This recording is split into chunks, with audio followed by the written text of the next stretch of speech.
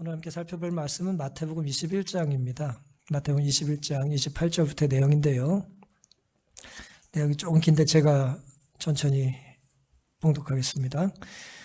그러나 너희 생각에는 어떠하뇨? 한 사람이 두 아들이 있는데 맏아들에게 가서 이르되 오늘 포도원에 가서 일하라 하니 대답하여 가로되 아버지여 가겠소이다 하더니 가지 아니하고 둘째 아들에게 가서 또 이같이 말하니 대답하여 가로되 실소이다 하더니 그 후에 뉘우치고 갔으니 그 둘 중에 누가 아비의 뜻대로 하였느냐? 가로되 둘째 아들이니이다. 예수께서 저에게 이르시되 내가 진실로 너에게 이르노니 세리들과 창기들이 너희보다 먼저 하나님의 나라에 들어가리라. 요한이 의의 도로 너희에게 왔거늘 너희는 저를 믿지 아니하였으되 세리와 창기는 믿었으니 너희는 이것을 보고도 종시 뉘우쳐 믿지 아니하였도다. 예수님께서 두 아들의 비유의 말씀을 주신 것은 십자가에 달려 돌아가시기 3일 전이었습니다. 우리가 이제 예수님 십자가에 달려 돌아가신 마지막 일주일을 흔히 순환주간이라고 그러잖아요. 일요일부터 이제 어린 나귀를 타고 승리의 입성이라고 하는 그 일요일부터 이제 금요일 돌아가실 때까지 우리는 이제 순환주간, 이제 마지막 고난주간이라고 하는데요. 그 고난 마지막 주간 중에 화요일에 벌어진 일입니다. 그러니까 화요일이 지나면 수요일, 목요일, 금요일, 예수님이 돌아가시기 3일 전에 이 일이 있었던 것이죠. 며칠 되면 이제 예수님께서 돌아가실 텐데 한마디 한마디가 다 중요합니까? 네, 중요하죠. 얼마나 중요하겠어요. 예수님께서 두 아들의 비유의 말씀을 주신 이유가 무엇일까요? 겉만 화려한 형식적인 명목상인 신앙을 하는 사람들에게 예수님께서는 우리의 삶이 실제 순종과 연결되지 않는다면 우리의 신앙의 겉모양이 아니라 속 내용이 없다면 그것은 쓸모가 없다는 것입니다. 오늘은 이제 아버지의 뜻대로 순종했던 이제 둘째 아들의 모습을 보면서 누가 아버지의 뜻대로 행했는가라는 제목으로 함께 은혜의 말씀을 나누겠습니다. 누가 아버지의 뜻대로 행했는가라는 그 주제 속에 왜 순종해야 하는가를 살펴보겠습니다. 왜 순종해야 하는가? 이 배경은 이제 우리가 좀 살펴볼 필요가 있는데 이 내용을 알기 위해서는 이 비유를 이해하기 위해서는 12절부터 좀 살펴봐야 합니다. 12절부터 내용을 좀 살펴보면요. 예수님께서 하나님의 능력으로 이제 성전을 정결케 하셨어요. 예수님께서 이제 공생의 시작과 마지막 부분 두 번에 걸쳐서 성전을 정결케 하시거든요. 근데 이제 마지막 성전을 이제 정결케 하시는 일이 있었습니다. 성전이 정결케 돼야 될 이유는 뭐였죠? 성전에서 사람들이 뭐라고 있었어요? 종교 지도자들이 예배나 또 어떤 그 거룩한 하나님의 뜻을 이제 집리하는데 관심이 있지 않고 돈을 버는 데 관심이 있었어요. 그래서 물건을 사고 팔고 이제 사람들에게 양을 팔면서 돈을 남겨 먹고 지금은 좀 상상하기 힘듭니다만은 그런 타락한 시절들이 아모스 시대만 있었던 것이 아니라 예수님이 오셨을 때 그런 일이 좋지 않은 관행들이 많이 있었던 것이죠. 그래서 예수님께서는 매매하는 자들을 이제 또 쫓아내셨어요. 채찍을 휘두르시면서 이제 쫓아내셨고, 그 예수님의 그 어떤 신성이 빛을 발하는 그 두려운 모습에 이 사람들이 아무런 저항이나 변명을 하지 못하고 그저 말씀에 순종해서 이제 성전에서 쫓겨 나갈 수밖에 없었습니다. 예수님께서는 그들을 쫓아내시면서 이 성전은 돈 버는 곳이 아니고 강도의 소굴이 아니고 뭐라 그랬어요? 기도하는 집이라고 그랬어요. 이사야 말씀을 인용하시면서 내 아버지 집은 만민의 기도하는 집이다. 그렇게 말씀을 하셨습니다. 마태복음 21장 15절에는 대제사장들과 서기관들이 예수의 하시는 이상한 일과 또 성전에서 소리질러 호산나 다윗의 자손이 하는 아이들을 보고 분노했다 그랬어요. 이게 무슨 말씀이냐면은 이제 예수님께로부터 성전에서 쫓겨난 무리들이 있잖아요. 주인 행세를 하던 사람들이 예수님께 쫓겨났어요. 그런데 이제 사람이 하나님께서 극적으로 역사하실 때는 두려움에 쫓겨나는데 이 사람이 이 특이한 존재란 말이에요. 조금 있으면 그 영적인 어떤 위세가 이제 무뎌지는 것이죠. 굉장한 깨달음과 회심을 경험한 이후에 그 지속이 돼야 안 돼요. 내가 이렇게 살면 안 되지라고 어떤 정신을 딱 차리는 충격이 있었는데 시간이 좀 지나고 나면 이 죄된 본성이 다시 돌아와요. 그래서 이 사람들이 이 15절의 말씀에 의하면 자기들을 쫓아내고 예수님께서 거기서 뭘 하셨냐면은 병자를 고치시고 아픈 사람 회복시켜 주시고 회개하는 사람 용서해 주시고 그랬거든요. 그 모습을 보고 15절에 대제사장과 서기관들이 예수의 하시는 무슨 일? 이상한 일이라 그랬어요. 익숙하지 않다는 거예요, 이 사람들에게는. 익숙해야 되는데 익숙하지 않은 거죠.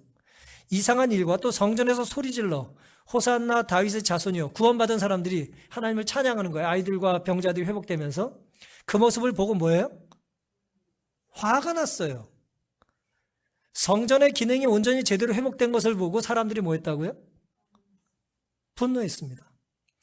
이 상황을 화해서 이렇게 말씀하셨어요. 저희의 공포심이 진정된 후 성전으로 돌아온 장로들은 그리스도께서 병자와 죽어가는 자들을 고치고 계시는 것을 보았다 그랬어요. 보았어요. 얼마나 감사한 일입니까? 병든 사람, 죽어가던 사람이 구원을 받은 건 좋은 거예요, 안 좋은 거예요? 얼마나 기쁘고 감사한 일입니까? 그런데 그것을 보았어요. 그렇지만 그들은 감사하는 소리와 찬송의 소리를 들었어요. 들었지만 제사장들과 장로들은 이 모든 것을 보고도 혹은 듣고도 여전히 저의 편견과 질투를 뭐예요? 극복하지 못했습니다.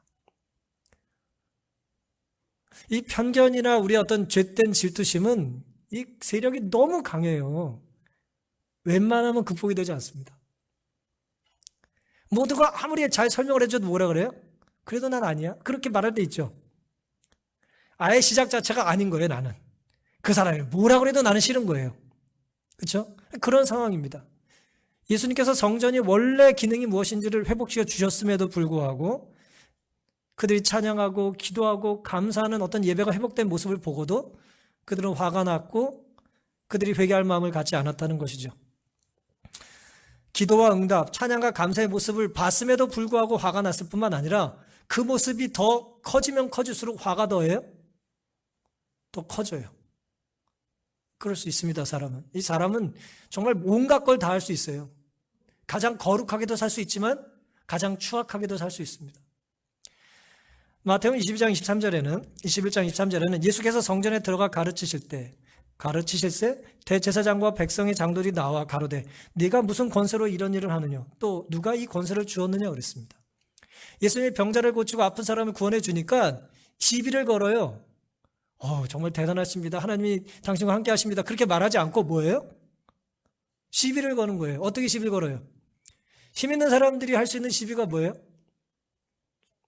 무슨 자격으로 네가 이런 일을 하냐는 거예요. 요즘 말로 얘기하면 뭐예요? 너 뭐 자격증 있어? 뭐 이거예요. 무슨 권리야? 뭐 이렇게 얘기하는 것입니다. 그때 예수님이 지혜롭게 반응을 하셨죠? 이런 벌을 받을 놈들 그렇게 하지 않으시고 요한의 침례가 어디서 왔는지 대답하면 나도 말해주겠다 그랬어요.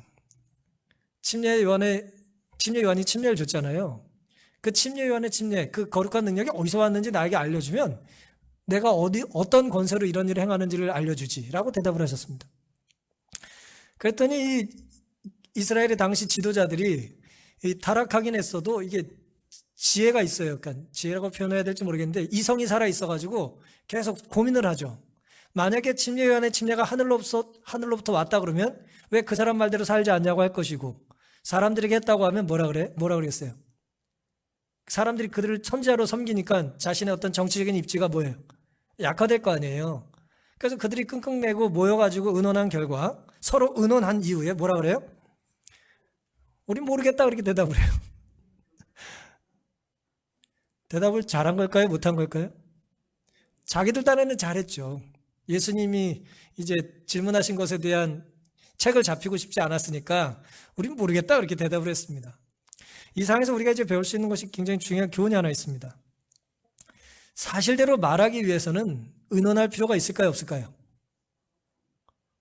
의논할 필요가 없습니다. 침례 요한의 영적인 사역이 어떤 의미가 있는지를 그냥 내가 믿고 보고 깨달은 대로 말하면 되죠. 그런데 그걸 뭐 했다고요? 의논하며 시간을 보냈습니다. 이렇게 말하면 이럴 거다, 저렇게 말하면 저럴 거다, 모른다고 말하자. 그들이 그렇게 이제 입을 맞춰서 반응을 한 것이죠.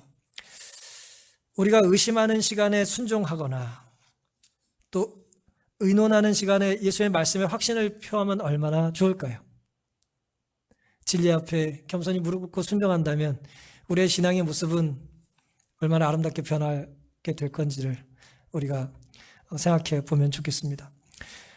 성전은 기도하는 곳입니다. 맞습니까?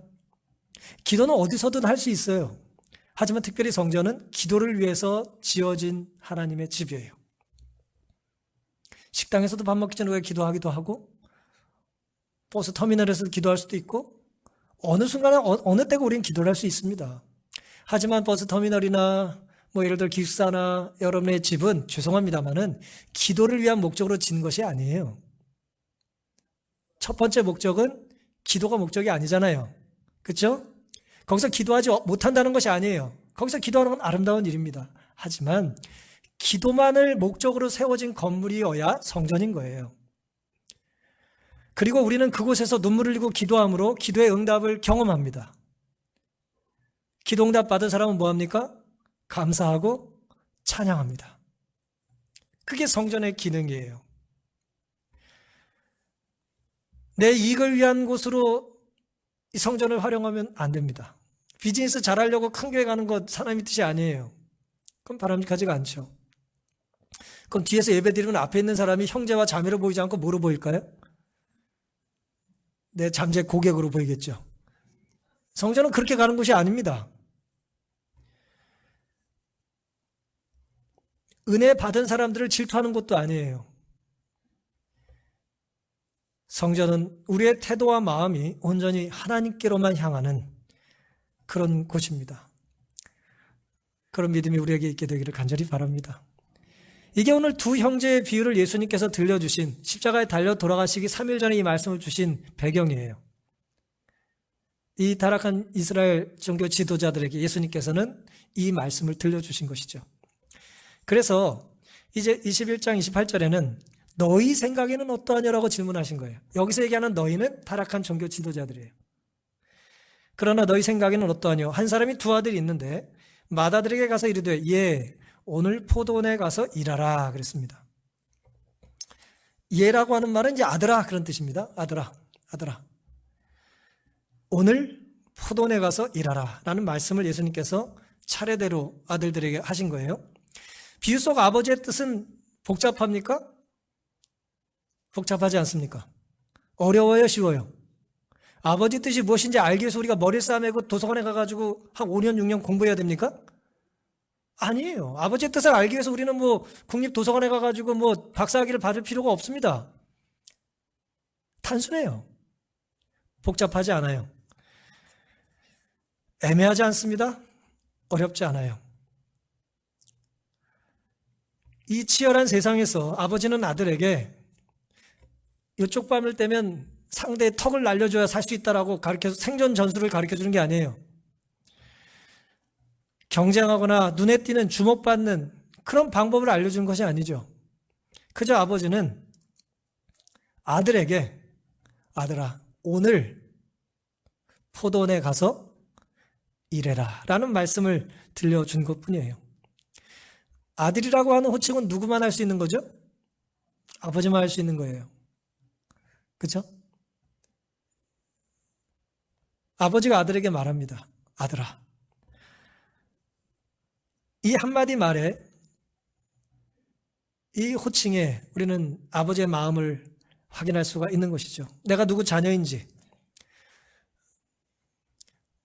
아들아라고 하는 말은 사실은 한 명만 하는 거예요. 아무나 붙잡고 아들아라고 하지 않잖아요. 딸이라고 아무나 붙잡고 하지 않잖아요. 그렇죠? 한 명만 할 수 있는 거예요. 아버지라는 말도 사실은 한 분에게 우리가 할 수 있는 것이잖아요. 나를 향한 아버지의 뜻이 무엇인지 우리는 확인하고 또 감사하는 것만큼 큰 기쁨이 없습니다. 내가 오늘을 사는 이유, 이 한마디에 답이 있어요. 내가 어디 가며 살아야 하는지, 어디 가서 무엇을 해야 하는지 이 한마디에 답이 있는 것입니다. 이 세상에 많은 젊은이들이 방황을 합니다. 왜 방황을 할까요? 오늘 내가 뭐라고 살아야 되는지를 잘 모르겠는 거예요. 오늘 뭘 해야 되지? 돈 많고 시간 많으면 사람이 뭐 할까요? 뭐 할지 알고 싶을 만큼 돈이나 시간이 많으면 좋겠다. 그런 생각을 하지는 않게 되시기를 바랍니다. 돈 많고 시간 많으면 많은 사람들이 우리보다 훨씬 큰 유혹에 빠져요. 뭐 그래서 하나님 우리에게 그걸 안 주시는지 전 잘 모르겠습니다만은 어쨌든 하나님 우리를 사랑하시는 건 분명하죠. 많은 사람이 고민을 해요. 오늘 뭘 해야 되나? 근데 이 짧은 한마디 말에 답이 있는 거예요. 하나님은 오늘 우리에게 오늘 살아야 될 이유를 알려주세요. 우리가 가야 될 포도원이 있고 해야 할 일이 있다는 것입니다. 누가 아버지의 뜻대로 행했는가? 첫째 아들은 29절에 가로되 아버지가 가겠소이다 이렇게 보기 좋게 대답을 하고요. 듣기 좋게 대답을 하고 그리고는 안 갔어요. 이 사람은 아주 그냥 세상에서 아주 처세에 능한 사람 같아. 앞에서 부드럽게 잘 일단 대답을 하고 일단은 나중은 뭐 잘 모르겠다 이제 그랬을지 모르겠어요. 가겠다고 말하고 가지 않았고요. 30절에 보면 둘째 아들은 가서 아버지가 똑같이 말을 했더니 대답하여 가로되 뭐라고 말해요? 번역을 좀 재밌게 했어요. 실수이다. 여러분 자녀들이 여러분에게 아주 당당하게 싫다고 말했던 적이 있습니까? 없으세요? 예, 왜 없습니까? 저도 수없이 당당하게 거절을 의사를 밝힌 적이 있고 우리 집에 있는 아이들도 특별히 둘째가 자기 의사를 잘 밝혀요. 실수이다. 싫다는 거예요. 그리고 말한 다음에 그 후에 놀랍게도 뉘우치고 갑니다. 예수님께서 31절에 물으십니다. 그들 중에 누가 아비의 뜻대로 하였느냐? 가로되 둘째 아들이니이다. 예수께서 저에게 이르시되 내가 진실로 너에게 이르노니 세리들과 장기들이 너희보다 먼저 하나님 나라에 들어가리라. 요한이 의의 도로 너에게 왔거늘 너희는 저를 믿지 아니하였으되 세리와 장기는 믿었으니 너희는 이것을 보고도 종시 뉘우쳐 믿지 아니하였도다. 말씀하십니다. 간다고 하고 안 간 형의 생각을 우리가 알 길이 없습니다. 그리고 싫다고 했다가 간 동생의 생각을 우리가 정확히 알 수도 없어요. 어떤 일이 있었는지를 잘 모르겠어요. 문제는 입으로만 순종하겠다는 형은 누굴 상징해요? 타락한 종교 지도자를 상징하는 것이고 안 가겠다고 싫다고 말했다가 돌이켜 순종한 아들은 세리와 장기를 말한다고 예수님께서 분명히 말씀하셨어요. 그리고 그들에게 세리와 장기가 먼저 하나님 나라에 들어갈 것이라고 말했어요. 그 이유는 그들이 믿고 뉘우치고 돌이켰기 때문이라는 것입니다. 먼저라고 하는 말은 참 의미가 있어요. 이스라엘의 타락한 지도자들 역시 천국으로부터 완전히 배제된 건 아니라는 거예요. 너희들이 이제라도 순종하면 너희들도 들어갈 수 있다는 가능성을 말씀하신 것이죠. 세리와 장기라는 것은 당시 종교사회에 1세기 유대사회에 로마의 압제를 받는 당시 사회에 어떤 존재였을까요? 세리와 장기. 상식적으로 잘 아시잖아요. 그들은 정치적으로 종교적으로 당시 절대 주류가 될 수 없었던 사람들입니다. 양쪽에서 미움받던 사람들이에요. 이용당하고 또 민족에게 조롱받고 손가락질 받던 기회주의자들이었습니다. 사람들은 돈을 좋아하지만 세리를 좋아하지 않고 쾌락을 좋아하지만 창녀를 무시합니다. 사회적 종교적인 소외 계층이에요. 세리와 죄인, 세리와 장기는 이 타락한 소외된 계층을 이제 표현하는 관용적인 어구입니다. 그들은 일반적으로 성전과 회당에서 환영받지 못했어요. 그러니까 사실 피해 다녔다는 거죠. 왜요? 좋아하지 않으니까, 들어오지 못하게 하니까, 사람들이 눈총을 자꾸 자기들에게 보내니까 주류가 될 수 없었어요. 성전에서. 성전의 주류는 누구였습니까? 장사하던 사람들이잖아요. 목소리 좀 내는 사람들이죠. 근데 놀랍게도 예수님께서는 성전에서 환영받지 못했던 그 사람들이 이 두 형제의 비유를 통해서 오히려 그들이 먼저 하나님 나라에 갈 것이라는 거예요. 성전에서는 주류가 아니었어도 하나님 나라는 먼저 갈 수 있다는 거예요. 무엇이 이루어지면? 아버지의 말씀에 돌이켜 순종하면, 회개라고 하는 과정을 거치면 그들이 하나님의 자녀가 먼저 될 수도 있다는 것입니다. 이들은 영적인 자신의 상태를 하나님께 고백했겠죠. 세리와 창기, 죄인들은 자신의 영적인 상태를 하나님께 고백한 것입니다. 팔복의 말씀처럼 심령이 뭐한 거예요? 심령이 가난한 거예요. 나는 하나님께 갈 사람이 아닙니다. 성전에 갈 자격이 없습니다. 저는 예물을 드릴 자격도 없습니다. 저같이 부정하게 돈을 벌고 부정한 사람이 어떻게 제가 하나님께 옷자락에 손을 댈 수 있겠습니까? 라는 그런 심령의 사람들이에요. 근데 놀랍게도 얘야 너도 포도원에 가서 일을 해라 라고 하는 말씀을 듣는 순간 얼마나 큰 감동이 있겠습니까? 아, 나도 하나님의 자녀구나. 나도 오늘을 살 이유가 있구나. 나도 가서 할 때 일이 있구나. 날 오라는 곳이 있구나. 나를 가라는 분이 계시구나. 라는 것입니다. 감사할까요? 뭐 어렸을 때 여러분 뭐 이렇게 땅바닥에서 줄 긋고 놀 때 잘 같은 편 쳐주지 않으면 슬퍼요, 안 슬퍼요? 난 잘해가지고 몰라, 그래요? 네? 윤봉님 쌤 엄청 잘하셨을 것 같아. 근데 그 작은 놀이에도 소외시키지 않고 붙여주면 좋아요, 안 좋아요? 얼마나 감사합니까? 그거 아무 짝이 쓸데없는 거거든요. 근데도 고무줄 같이 놀자 그러고 뭐 비석치기 같이 놀자 그러면 얼마나 좋습니까? 그 작은 초청에도 우리가 기쁘고 감사한데 하나님께서 우리를 아들이라고 부르시고 딸이라고 부르시며 뭐예요? 너도 포도원에 가서 할 일이 있단다 라고 말씀해 주시는 거예요. 일에 임하는 그들의 자세가 어떨까요? 11시에 초청받은 일꾼처럼 감사하지 않았겠습니까? 누가복음 7장 29절과 30절에는 모든 백성과 세리들은 이미 요한의 침례를 받은지라. 세리와 죄인들은 요한의 초청에 감사했어요. 너도 회개하면 된다라고 말하니 회개할 마음이 있었던 거죠. 침례를 받은지라. 이 말씀을 듣고 하나님을 의롭다 하되 오직 바리새인과 율법사들은 그 침례를 받지 아니한지라. 스스로 하나님의 뜻을 저버리니라.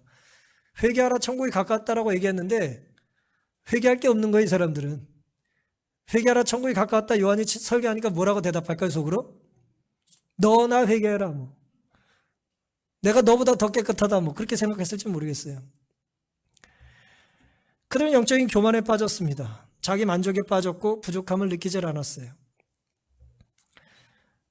여러분, 자족하는 것을 배우는 것과 내가 부족함이 없다고 교만한 건 전혀 다른 말입니다.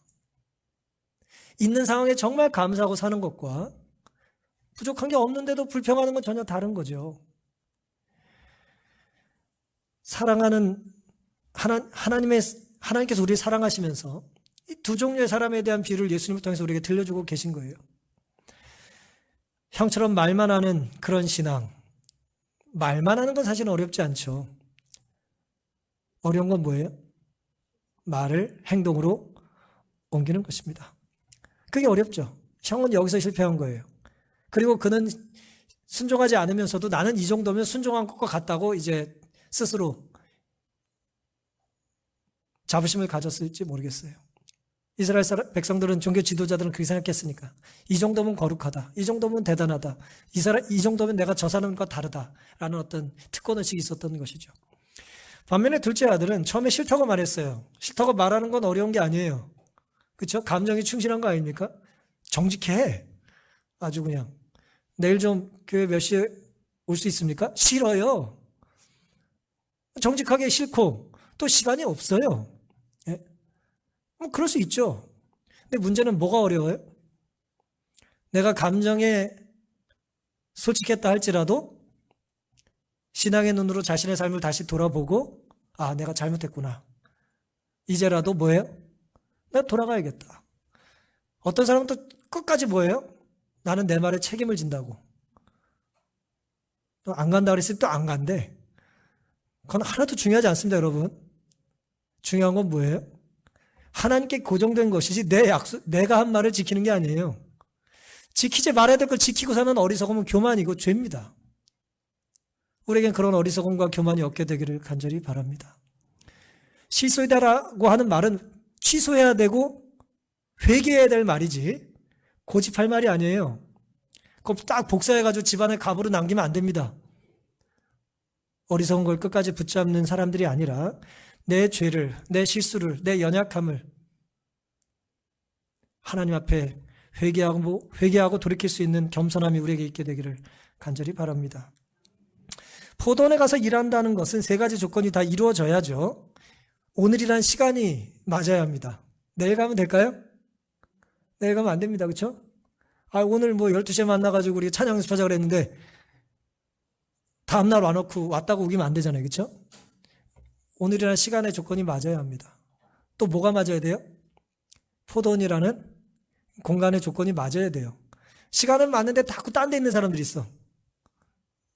어디야? 그랬더니 대구야 그렇게 말해요. 서울에서 만나자 그랬는데. 그러면 안 됩니다.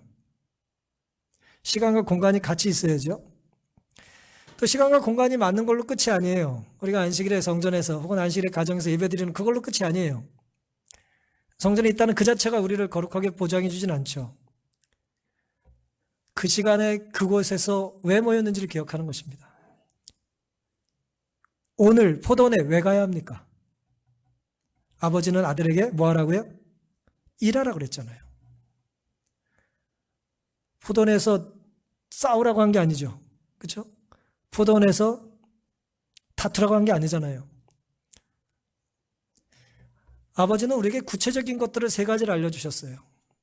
오늘 포도원에 가서 뭐하라? 일하라는 거예요.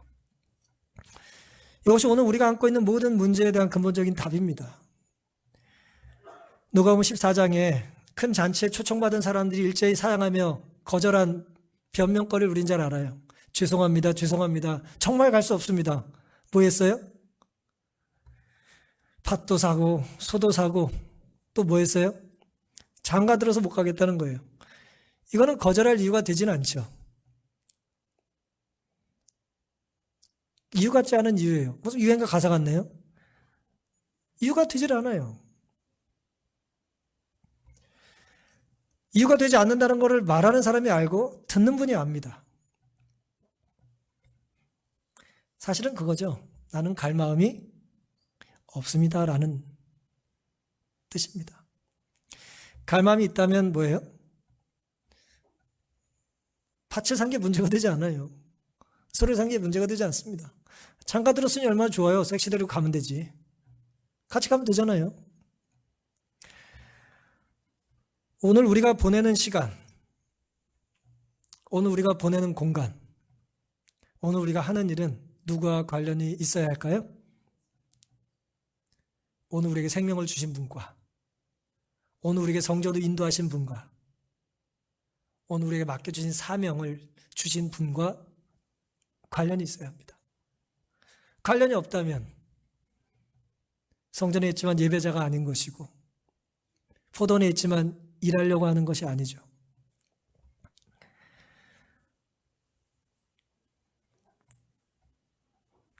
우리의 선택에서 결정적인 역할을 하는 것이 우리의 감정인지 우리의 욕심인지 우리의 계획인지 아니면 하나님의 뜻인지를 우리가 생각해 보면 좋겠습니다. 두 아들의 비유가 우리에게 주는 교훈이 분명해요. 말보다는 뭐가 중요합니까? 행동이 중요합니다. 말보다는 행동이 중요해요. 고개 끄덕이는 것보다 아멘하는 게 중요해요. 행동이 중요합니다. 겉모양보다는 속 내용이 중요하고요. 시작보다는 끝이 중요합니다. 그렇다고 해서 시작이 겉모양이 말이 중요하지 않다는 의미는 아니에요. 다 의미가 있습니다. 시작을 잘못했다고 해서 끝까지 그릇된 선택을 고집할 필요는 없습니다. 그건 잘못을 계속 반복하는 거예요. 잘못된 시작도 좋게 마무리할 수 있을까요? 있습니다. 그리고 아직 우리가 살아있다면, 얘야 오늘이라는 말을 우리가 듣는다면 우리가 살아있는 거잖아요. 오늘 우리가 살아있다면 아무리 늦었어도 뉘우치고 순종할 기회가 있어요, 없어요? 있습니다. 왜 오늘 우리가 순종해야 되냐 하면 사실 우리는 오늘만 살잖아요. 내일 사시는 분 계세요? 어제 사시는 분 계세요? 우리가 사는 시간을 우리는 오늘이라고 부릅니다. 오늘 우리가 누구와 연관이 있어야 된다고요? 오늘을 주신 분과 연관돼 살아야 합니다. 우리가 포도원에서 오늘 일을 한다면 포도원에 가라는 아버지께서 아들의 삶을 책임지실 것입니다. 이것이 가장 안전한 선택이 될 것이고 아버지의 뜻을 따르는 일이 될 것입니다. 우리의 시간과 공간과 우리가 지금 하는 일이 하나님의 뜻과 관련 있기를 간절히 바랍니다. 우리가 하나님의 뜻에 순종하여 포도원에서 일을 하게 된다면 그 순종의 결과로 사람들은 와, 포도가 많이 열렸네라고 포도에 주목하지 않을 거예요. 저 아버지와 저 아들이, 저 어머니와 저 딸이, 저 교회 성도가 참 아름답다라고 할 겁니다. 우리의 생각이나 의지보다 하나님의 뜻과 계시가 우리의 삶에 언제나 우선될 수 있는 선택을 하며 살게 되기를 간절히 바랍니다. 니코스 카잔 차키스라는 사람이 있어요. 이름이 좀 어렵죠. 제가 몇 번 말씀을 드린 사람일 텐데요. 그리스의 대문호라고 일컬어지는 위대한 이제 문학가입니다.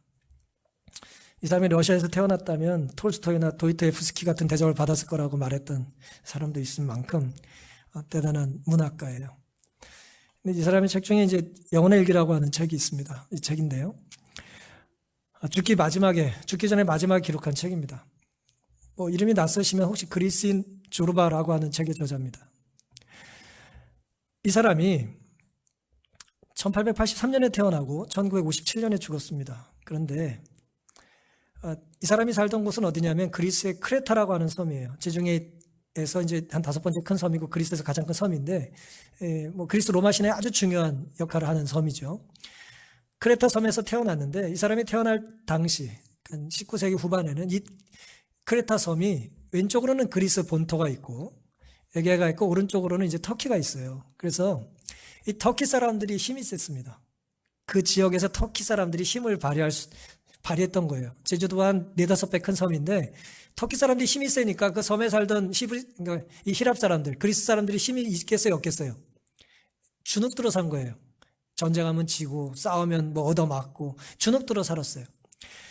이 가잔 차키스의 할아버지는 터키와의 싸움에서 장렬히 전사했습니다. 이 사람이 태어나기 5년 전에.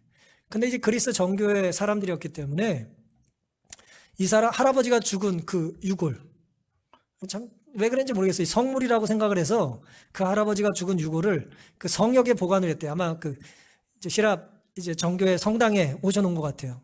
그 해골을 마르게 하고 다 기름칠해가지고 이렇게 전시를 한 거예요. 근데 거기에 이렇게 큰 상처가 난 거예요. 맞아 죽은 거죠, 이제. 그럴 만큼 이 집안은 뼛속 깊이 이제 터키를 미워했습니다. 이 카잔차키스의 아버지 역시 할아버지를 닮아서 이 아랍 계통의 이제 혈통을 받은 사람인데 성격이 급하고 이제 할아버지는 직업이 전쟁이었대요. 아주 그럴 만큼 그 피를 물려받은 아버지는 성미가 급하고 부드러운 말을 자기가 들은 기억이 없대요, 아버지에게. 평생 살면서. 그리고 호탕하게 웃는 모습도 본 적 없고 전혀 사교적이지 않았고 특별히 성직자들을 미워했대요, 아버지가. 히랍 정교인데 이 성지가 지나가면 아주 나에게 저주를 베풀어라 그럴 만큼 그렇게 싫어했대요, 성직자들을. 그래놓고는 혼자 교회를 또 간답니다. 그래놓고 가가지고 혼자 촛불을 밝히고 예배를 조용히 드렸대요. 특이한 사람이죠, 아버지가. 근데 놀랍게도 이 아버지가 이제 힘이 있고 사람들에게 존경을 받는 그런 능력 있는 사람이었기 때문에 동네 사람들은 이 특이한 아버지가 지나가면 절을 했대요. 가슴에 손을 얹고 이렇게 존경을 표한 거예요. 그러면서 마카엘 대장님이라고 불렀대요. 우리 대장이 지나간다 그런 거예요. 근데 그런 아버지 밑에서 이제 아들이 이 니코스 카잔 차키스가 자라났는데 공부를 잘했어요. 아주 어렸을 때부터 똑똑하고 공부를 잘했습니다. 몇 개 국어를 이미 이제 할 수 있을 만큼 어린 시절에 아주 똑똑한 아들이었는데 이제 공부를 하고 이제 대학을 졸업했어요. 근데 똑똑한 아들이 몇 나라 말도 줄줄줄 하고 이제 그러니 얼마나 큰 자랑이었겠어요, 아버지가. 이 힘 있는 아버지가. 근데 놀랍게도 이 아들이 대학 졸업하고 빈둥대고 놀기만 하는 거예요. 이 공부를 많이 하면 사람들이 복잡해가지고 이게 행동력이 떨어지잖아요. 집에서 맨날 빈둥대고 노니까 아버지가 어느 날 참다 못 참고 너 언제 일할 거냐고 물으셨답니다. 그때 이 아들이 전 아직 준비가 덜 되었어요 라고 대답을 한 거예요. 아버지가 그러니까 이 황당한 표정을 보고는 아들의 표정 비슷한 표정을 짓고는 이렇게 물었답니다. 뭐가 모자라 그래? 네가 뭐가 모자라냐는 거예요. 이 잘난 아버지의 피를 받은 똑똑한 아들인데 뭐가 모자라냐는 거예요. 그때 가잔차키스가 이렇게 대답을 합니다. 이제 그 다음에 이제 서술하기를 이렇게 썼어요. 나는 모자라는 것 없이 모자란 사람이었다 그렇게 말을 했어요. 모자라는 게 없는데 모자라. 그렇게 이제 자기 자신을 인식했던 것이죠.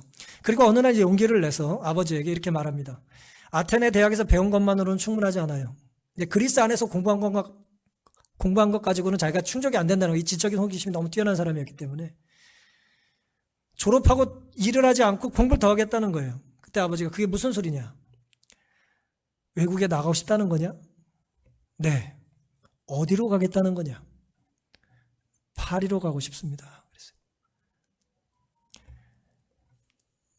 아버지가 이제 기가 막혀서 아무 말도 하지 않다가 아들이 정말 가고 싶다고 하니까 가라 그래요. 좋아, 가거라.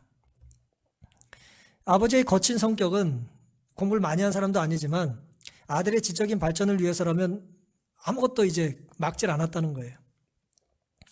근데 놀랍게도 이 가잔차키스가 어느 날 아버지가 술 좀 마시고 기분이 좋았나 봐요. 그리고 친구와 이런 얘기를 하는 것을 우연히 듣게 됐어요. 자기에 대해서 아버지가 친구와 얘기하던 걸 우연히 이렇게 듣게 됩니다. 자식이 예를 들어 잘 되길 원하면 앞에서 칭찬하지 말고 자식이 엿들을 때 칭찬을 해야 된다는 말을 제가 언젠가 책에서 읽은 적이 있거든요. 그런 상황이에요. 아들이 엿드는데 욕하면 큰일 납니다. 아버지가 이렇게 친구에게 말을 했어요. 거지 같은 포도 농장도 건포도, 올리브 기름 그런 것도 하나도 아깝지 않아. 내 아들을 위해서라면 내가 거둔 모든 것이 종이와 잉크가 되었으면 좋겠어. 난 그 애를 믿으니까. 이렇게 말한 거예요. 아들은 자기처럼 전사가 될 수 없다는 걸 아버지는 알았던 거죠. 그래서 아들은 공부를 많이 해서 나처럼 피를 흘리는 전사가 아니라 터키와 더불어 싸우는 전사가 아니라 그리스인의 자유의식을 가지고 글을 쓰는 이제 학자나 문학가나 철학자가 될 거라고 이제 아버지는 생각을 했는데 그게 뭐하다고요? 자기는 그 일을 위해서 후원하는 게 아깝지 않다는 거예요. 그 애를 믿는다는 거죠. 아버지는 내게 모든 희망을 걸은 듯했다 그랬어요. 그래서 이 가잔차키스가 뭐라 그랬냐면은 나는 아버지처럼 뜨거운 피가 없었다 그랬어요. 아버지처럼 뜨거운 피는 없지만 모자랐지만 철저하게 투사로 살 수는 없었지만 결국 내 피를 잉크로 바꿔놓은 것은 아버지였다 그랬어요. 아버지보다 훨씬 큰 일을 해요, 이 사람이. 나중에 그리스의 장관도 되고 위대한 문학가가 되는 거죠. 사랑하는 성도 여러분, 제가 오늘 이 가잔차키스의 이야기를 해드리는 이유는 아버지는 거칠고 배우지 못한 전사였지만 아들을 위해서는 뭐든지 후원해 주는 것을 아까워하지 않았다는 거예요. 포도 농장도 올리브도 그 어떤 것도 아들보다 중요하지 않았습니다. 아버지의 믿음을 저버리지 않고 가잔차키스는 피보다 잉크로 더 큰 일을 해내죠. 오늘 이 이야기를 예수님의 비유와 비교해 보면 하나님은 온 세상을 우리에게 포도원이라고 주장하시며 우리에게 내어주신 것입니다. 하늘 아버지는 가잔차키스의 아버지처럼 우리를 믿어주시고 포도원보다 우리가 더 귀하기 때문에 우리를 위해 성자의 피를 흘려주시고 우리에게 교회라는 포도원을 맡겨주셨어요. 예아라고 하는 말 속에는 여전히 우리가 아들로 인정받는다는 것이고 오늘 우리가 살아있다는 것은 여전히 하나님께서 우리의 호흡과 생명을 주관하고 계시다는 것이고 포도원을 맡겨주셨다는 것은 여전히 하나님은 우리를 믿고 계시다는 뜻입니다. 우리에게 신실하신 하나님처럼 우리도 하나님의 뜻에 신실하게 살 수 있기를 간절히 바랍니다. 우리가 왜 순종하며 살아야 할까요? 하나님이 우리를 믿어주시기 때문입니다. 하나님이 우리에게 교회를 맡겨주셨기 때문입니다. 하나님 우리에게 무엇을 맡기시든 하나님 우리에게 무엇을 맡기시든 우리는 포도원보다 귀한 존재입니다.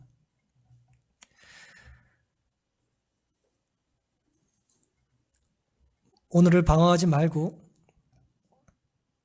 우리가 갈 곳이 없다고 고민하지 말고 하나님 우리에게 맡겨주신 구체적인 일이 있다는 것을 의심하지 않고 살게 되시기를 간절히 바랍니다.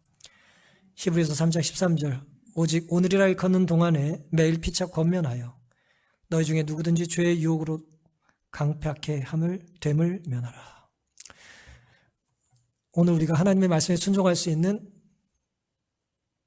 유일한 시간입니다. 포도원이 우리가 가서 일을 해야 될 하나님이 지정해 주신 아름다운 곳입니다.